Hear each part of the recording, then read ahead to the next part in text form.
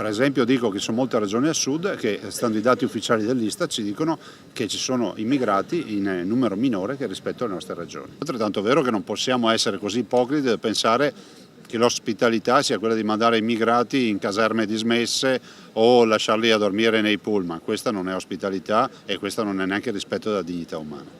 Profughi indirizzati alle regioni del sud Italia, così il presidente Zaia, che boccia l'ipotesi del Viminale di utilizzare le caserme dismesse per l'accoglienza e che verrà valutata lunedì prossimo. L'abbiamo già valutata noi con una task force qualche mese fa, valutando le 5 caserme proposte da Roma, che sono totalmente inagibili, sono delle discariche a cielo aperto e sicuramente non vuol dire questo essere umani nei confronti di chi vuoi ospitare. Tutta la sua solidarietà inoltre al prefetto di Treviso per lo strappo con Roma. E tutto il mio sostegno non è lo strappo del prefetto di Treviso, è lo strappo di un territorio che dice basta. Siamo la quarta regione in Italia per numero di immigrati con 514.000 immigrati, abbiamo già dato. Con il presidente Zaia anche diversi sindaci della provincia, a cominciare dall'ex carabiniere Domenico Presti, pronto ad azioni eclatanti. Se occorrerà inciterò tutti i miei colleghi a prendere posizione in maniera forte anche con un documento a sostegno del nostro prefetto, ma contro il Ministero degli Interni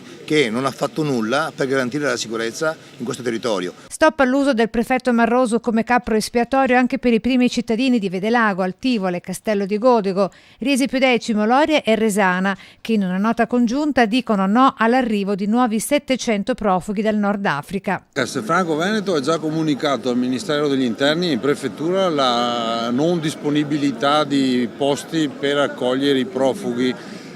Noi abbiamo 200 famiglie in graduatoria per avere un alloggio delle case popolari e non ce n'è uno di libero a disposizione.